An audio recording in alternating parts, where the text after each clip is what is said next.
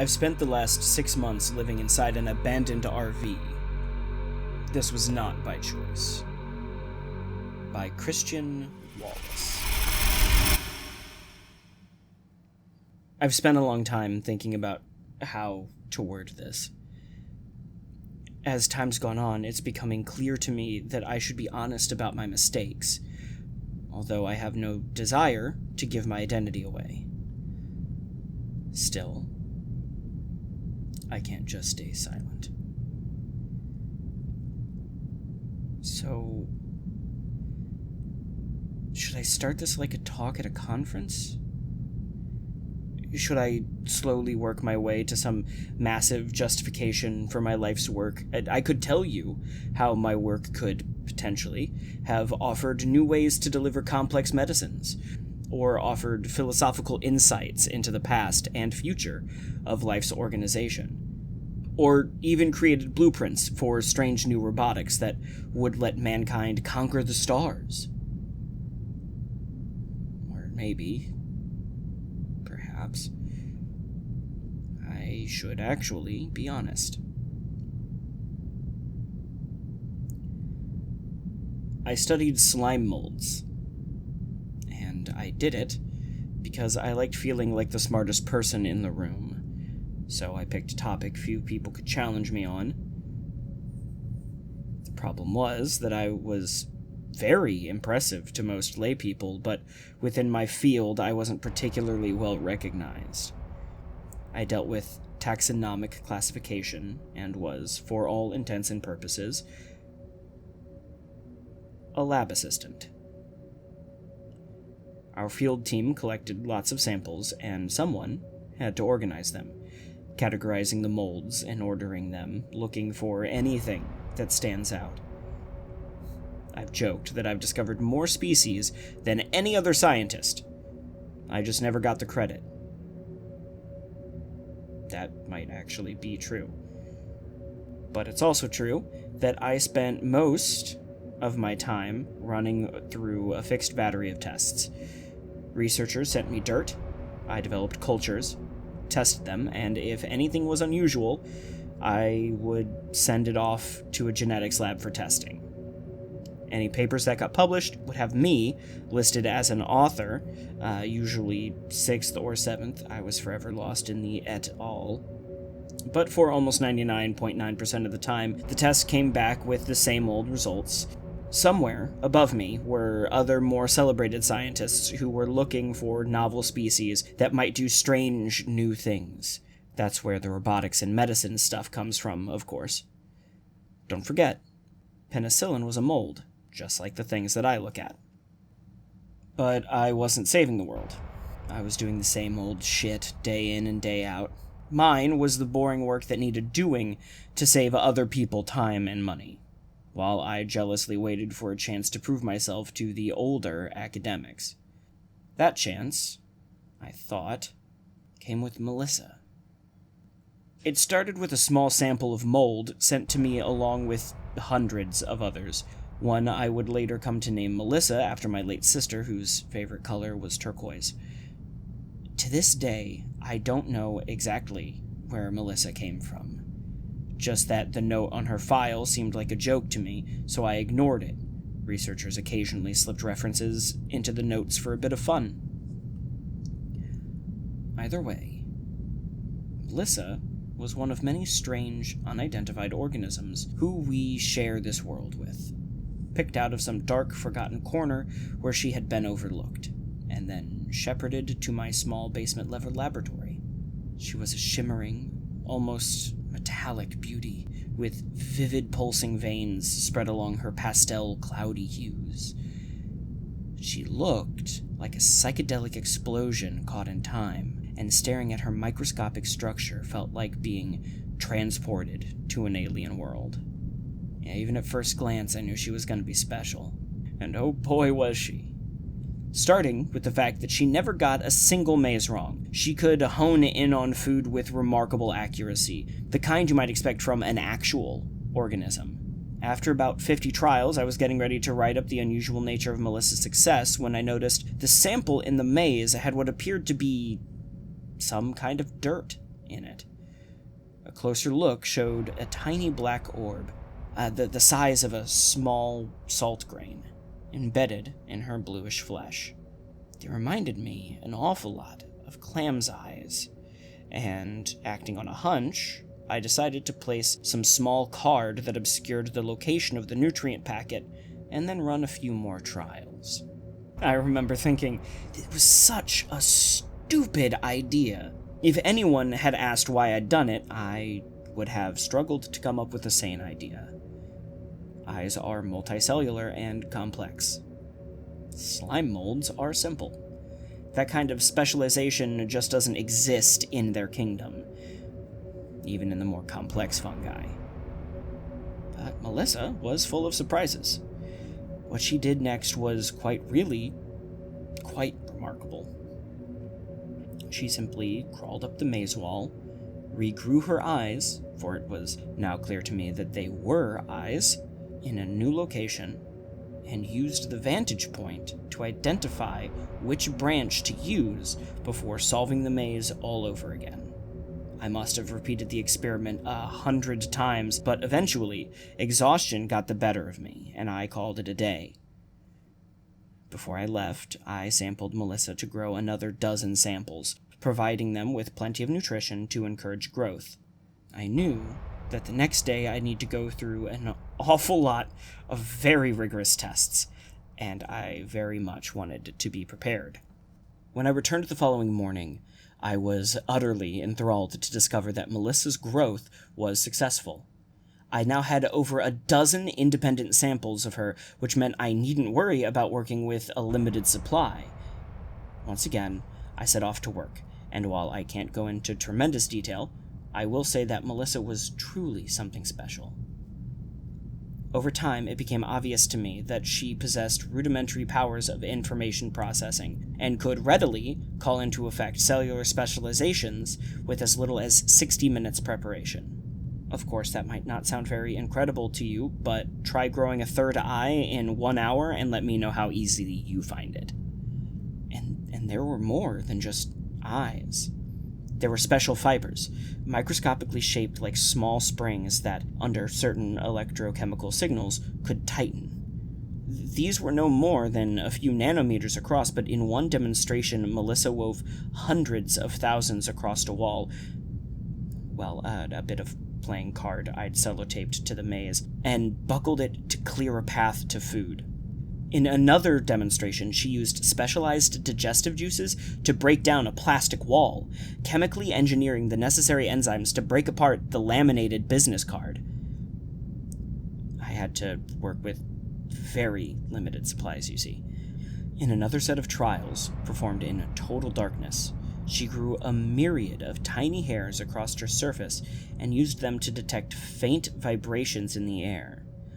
Not only did she use this to solve the maze in record time, tracking an artificial beeping sound I used to indicate the correct path, but she later used the same trick to recognize sounds like my footprints. Pretty soon, Melissa learned to detect the correct path just by the sound of the food packet being dropped into place, regardless of light conditions. So I had to create dummy packets to properly control the experiment. There was no end to her magic. When I presented her with some acid-resistant plastic, Tupperware to you and I, Melissa developed a series of chitinous hooks to grab and tear it apart. Of course, it took 4 hours, but it looked quite ferocious when sped up, like a sea of knives come to life. Fascinatingly, I also found that if I trained one sample of Melissa with half of a puzzle's solution, and trained another sample with the other half, that once combined, the two samples would successfully integrate both halves and solve the problem completely. In fact, just a few cells from one sample transferred to another could impart significant knowledge. By the time the day ended, there must have been a large amount of knowledge spread out between the 12 samples. Melissa was a once-in-a-lifetime discovery, and I so desperately wanted her to myself.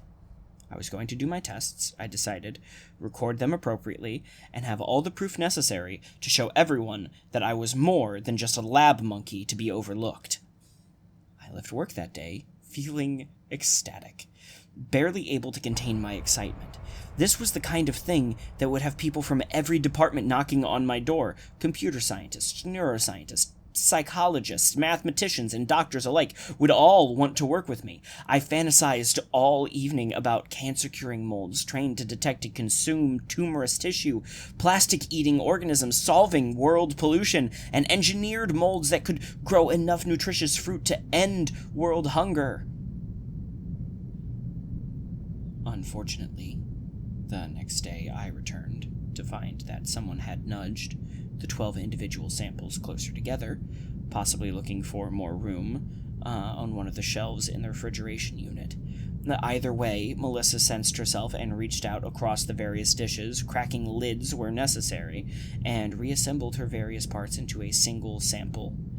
It was no larger than a dinner plate by that time, but it meant none of my individual samples could be tracked. Any hope of continuing specific experiments from before were dashed. I had to resolve to start all over again. Or at least that was my intention. Unfortunately, some of the tricks Melissa had learned were quite vivacious. Initially, I tried lifting her with my latex-gloved hand, but soon felt a prick as I slid my finger between the glass shelf and her cold flesh. Pulling my hand away, I noticed a small needle-like protuberance embedded in my flesh. It was hardly deadly, but afterwards I found myself feeling trepidation at the thought of touching her again. I'd never been stung before, and certainly never by my own work. Still, a nearby spatula let me pry her away, and I quickly set to work with some knives. I'll admit to feeling a bit reprehensible as I watched Melissa struggle. First, she oozed thick acid to try and melt the knife, but that was futile. She tried fixing some of her microscopic filaments to my skin and the handle, perhaps to gain some leverage, but she was far too slow, and they snapped pitifully as I sawed away. I watched as her flat, glistening form rippled in display threats, and also saw strange patterns of hooked flesh that looked much like the inside of a shark's mouth rise and clash against the cold steel to no effect. Eventually, and this was the part I found the hardest to deal with, Melissa stopped her attacks and grew even more primitive black eyes to watch her own mutilation. And of course, to watch me. She never flinched, though, not even after I had separated her into dozens of pieces that, sadly, never stopped trying to reach each other. After that, she became non-compliant. She stopped trying to solve the maze and instead focused solely on me. The only instance of activity I ever saw was when I dropped a small paperclip on the testing area and Melissa assimilated it before I had a chance to reach it. I tried pinching it out as she sucked it into her pliable body, but succeeded only in getting stung once more. This time by a far longer and slightly curved proboscis that javelined out toward my hand by a good 5 or 6 inches. I laughed at the time, amazed at how there were no end to her marvelous abilities, and simply accepted the loss of stationery. But afterwards, I found myself increasingly disappointed with just how difficult it was to get any work done with such a hostile subject. That was a disappointing day. There was no testing or growth of any kind, just me bumbling about as I presented more novel stimuli in the hopes of eliciting new behaviors. By the time that day ended, I wondered if Melissa had learned as much about me as I had about her, and I solemnly returned the various petri dishes back to the fridge. That later turned out to be a mistake. The fridge was filled with over 100 other samples, and I returned the following day to find them destroyed. Not only was this a grotesque loss of over 3 months' worth of my academic work, but it appeared that Melissa had absorbed precious specimens and contaminated herself along the way. Strange, fibrous protrusions crossed various shelves, and Melissa, now significantly larger than before, was slowly turning every other sample around her a glistening, iridescent shade of turquoise.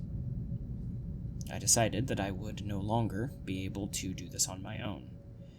Melissa was simply too tenacious, and the stress was already robbing me of sleep. I'd barely been in the lab for an hour, and I could already feel a headache coming on. The stress and excitement were getting to me, so I decided to bring in a colleague to cover me while I rested. If anything, it'd be good for them to confirm my prior findings. I reached out to a good friend, whose identity I can no more share than my own, who arrived at my door only a few minutes later. They looked awfully concerned as I sat and explained each and every one of my experiments to them. The poor man was obviously incredulous at my claims, but by this point I was so exhausted and my nose so blocked and my stomach so sore that I had no desire to argue with him. "Look," I said, "the sample is in there, and it speaks for itself. Just take a look while I catch up on some sleep, and you can apologize at not trusting me." He laughed at that and let me go on my way, probably because I was so clearly tired and disheveled that he felt the need to humor me. I might have been surprised at how bad I felt at the time, but I've long since been familiar with just how bad sleeplessness and exhaustion can affect the mind and body. Old cuts don't heal, slight infections grow aggressive, colds are prolonged, headaches more severe. Even as I collapsed onto the cot, I took a moment to consider just how badly swollen Melissa's stings were. They throbbed and ached, stinking of infection, and I decided I'd need a course of antibiotics if they showed no sign of healing by the time I woke up. Then, with blurry vision and a pulsing headache, I quickly drifted off to thoughts of Nobel Prizes. For the first time in 2 nights, I found myself dreaming. They were profoundly unusual dreams, even for someone who studies slime molds all day, looking much like beautiful fractal patterns and brightly colored shimmering flesh. It was as if someone had turned a living person into some kind of modern art, taking the vivid and rich purples of bruised flesh and the pallid, sickly yellows of jaundiced skin and intertwining them, weaving a tapestry out of threaded skin and nerves. It was all a dizzying kaleidoscope of abstract sensations and images that left me feeling deeply sick. So much so that the first thing I did when I awoke was vomit into a nearby wastebasket. God, what a rancid mix that was, that which fell sloppily out of my open mouth as I shook feverishly over the bin, barely able to hold myself upright. There were visible blood vessels buried in that strange rainbow-colored spew, thick blue capillaries that shivered and moved like dying fish. I decided in that moment that I desperately needed to visit the doctor and went to tell my colleague about my need to leave work, smiling to myself that I'd also get to hear him tell me I was right about the miracle mold, only to be confused when I saw him lying on the floor through the glass partition. Somehow, and I'm still not sure of how, my friend must have slipped during the testing. On the countertop was a slick pool of blood, and his head was opened from a nasty gash just above the ear, quite likely from where he struck the counter as he fell. Panicking, I pushed open the door and pulled my phone out ready to call emergency services, but after looking up, I was forced to stop after only a few steps. The lower half of my friend was covered in the bumpy, irregular shape of Melissa, whose slimy embrace had inched its way up his legs like he was a fallen tree waiting to be digested. "My God!" I cried out and ran forward. Starting at the sound, my friend opened his eyes and looked at me in a daze, most likely unaware of what was happening. "Don't worry, Harold," I cried. "I'll get it off." I reached forward and grabbed a thick lump of Melissa. She was now easily a meter squared in size and as thick as a deck of playing cards, but I instantly felt a terrible pain shooting up my arm. Good God, it hurt. It hurt worse than anything I'd ever felt, like 100,000 tiny burns. Immediately, blood flowed out from under my gloves, and I tore my hand away with a terrible sound, not unlike Velcro straps being pulled apart. What was left of my skin looked like a fleshy cicatrix, and under other circumstances, I might have fainted out of sheer pain. But my screaming had awakened something in Melissa, and she reared herself upward like a tsunami and revealed a terrible sight. There was barely anything left of my friend below the waist. She had dissolved muscle and skin, leaving only softening bone in a yellowish stew that gurgled audibly. I looked back at my friend with new horror. He shouldn't have been alive. Slowly, his mouth opened, and he rasped, without moving his lips, "Help," in a voice that wasn't his. "Get away!" I screamed, and suddenly his torso lunged at me. It filled me with terror the way he moved, like a tongue to Melissa's lips, hungrily searching for me. It was almost like a Punch and Judy doll, his body visible only from the waist up, the puppeteer hidden by the curtain of rippling mold that coated his legs. I easily kicked his hands away from my legs, and just as quickly as I had entered, I fled the lab and slammed the door shut behind me, pressing my back against it, forcing it shut. I took a moment to catch my breath, jumping momentarily when the door jostled from Melissa. She could sense me beyond, and slowly a shadow was cast across the room from behind me as she slithered up the glass in search of my flesh. I turned and saw an enormous, writhing mess of cilia and gasping sphincters that winked aggressively, sometimes baring teeth, hungrily pressing against the glass like a starfish at an aquarium. Then came a familiar hissing, as digestive juices began to break down the door and its wooden frame. Quickly, I stepped away, just in time to avoid a dozen spindly, spider-like legs flickering under the gap toward my heels. It was clear to me now that I had grossly underestimated Melissa. I could no longer act like she was anything but a direct and immediate threat to my life.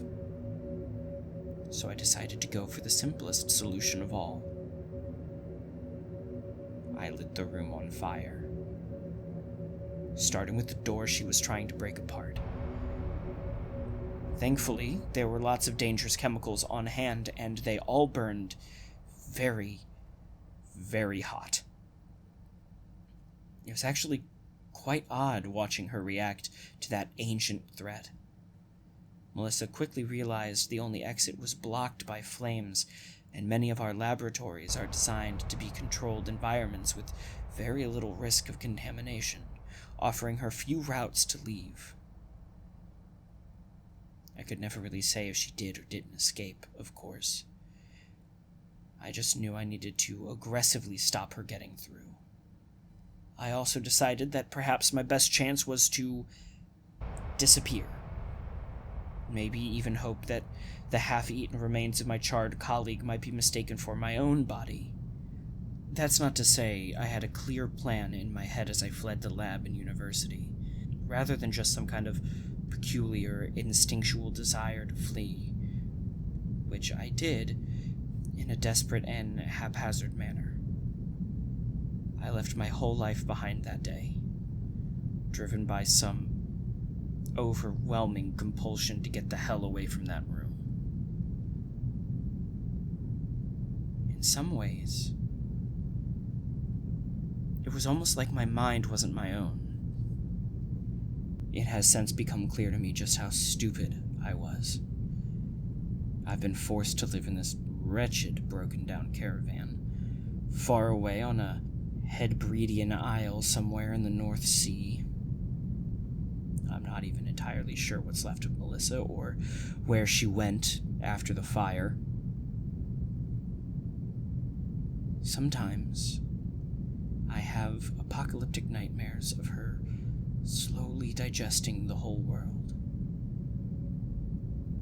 but I often remind myself that she was, after all, a natural species found on this earth. For all I know, she just returned to wherever she came from, some obscure pit or dark underground chasm, perhaps. Or perhaps she found the perfect place to hide already. Maybe she's like me, a scientist interested in exploration. In which case, she's found herself quite the playground.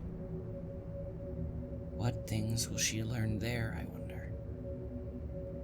If only it didn't have to be so painful. It was only recently that I awoke and went to touch my feverish head, wiping away the sweat. But I was startled to find that what touched my moist skin was not my hand at all. It felt an awful lot like a sock. I forced my eyes open and saw that a thick, teal, velvet glove had somehow been placed on my hand. I tried quickly to peel it off like it was a glove, but my thumb sank into the flesh below like I'd grabbed a piece of rotten fruit. Slowly, the horror dawned on me, and I tentatively reached forward and snapped a finger off. It crumpled in my hand. Effervescent powder into the still air as I crushed it in one fist. Slowly, my sanity fading, I crumpled the rest of my hand apart until I was left staring at the pulsating, hairy flesh of my exposed arm. Even the bone was soft like paper mache. Since then, it's just kept getting worse. And the dreams, oh God. If I could just sleep in peace, then maybe it wouldn't be so bad. Still, I have one consolation left. At least I finally get to be part of something bigger than myself.